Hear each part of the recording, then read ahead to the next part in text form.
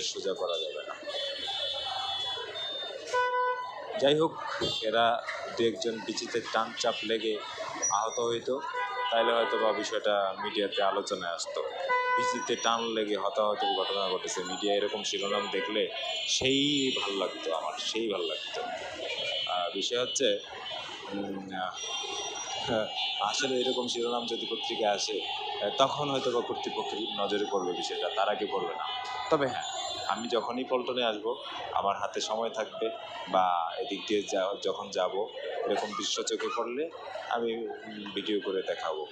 কোনো একদিন হয়তো বা কর্তৃপক্ষের নজরে আসতেও পারে এবং তখন হয়তো বা এই বিষয়টা নিয়ে পদক্ষেপ নেওয়া হতেও পারে। যাই হোক, আমার কাজ আমি করি।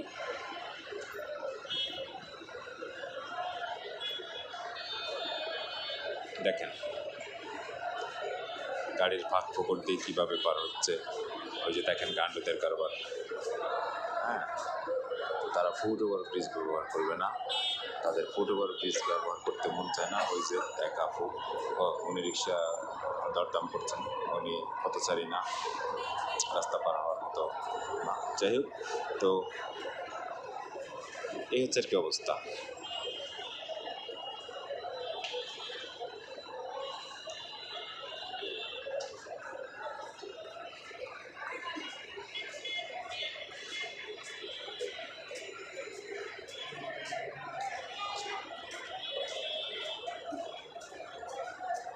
এই দেশে মাসুদরা ভালো হয়ে যাবে, কিন্তু এরা ভালো হবে না। এরা আইনের আওতায়, মানে কি বলে, এরা নিয়ম মানবে না।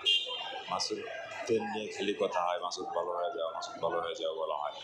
মাসুদরা ভালো হয়ে যায় কোনো এক সময়, কিন্তু এরা ভালো হয় না। এরা নিয়ম মানে না। এরা ফেসবুকে এদের টাইমলাইনে যত নিয়ম নীতির কথা আছে, যত ধর্মের প্রচার আছে, যত ধর্মীয় কথাবার্তা আছে সব বলে, কিন্তু নিজেরা কুচুটাও মানে না।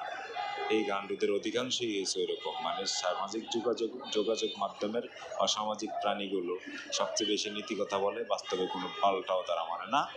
মানে এদিক দিয়ে এভাবে তারা রাস্তা পার হয়, নায়িকাদের কমেন্ট বক্সে গিয়ে ধর্মের প্রচার করে, দিনের প্রচার করে। হ্যাঁ, এই এই এই গান্ডুরাই মনে হয় ওরা সামাজিক যোগাযোগ মাধ্যমের অসামাজিক যে প্রাণীগুলো আছে, আমার মনে হয় এরাই। কারণ যারা নিজেরা নিয়ম মানে না, তারাই নিয়মের কথা বেশি বলে সোশ্যাল মিডিয়াতে, তাদের সোশ্যাল হ্যান্ডেলে। এদের নিজস্ব হ্যান্ডেল একদম ঘুরিয়ে দেওয়া উচিত।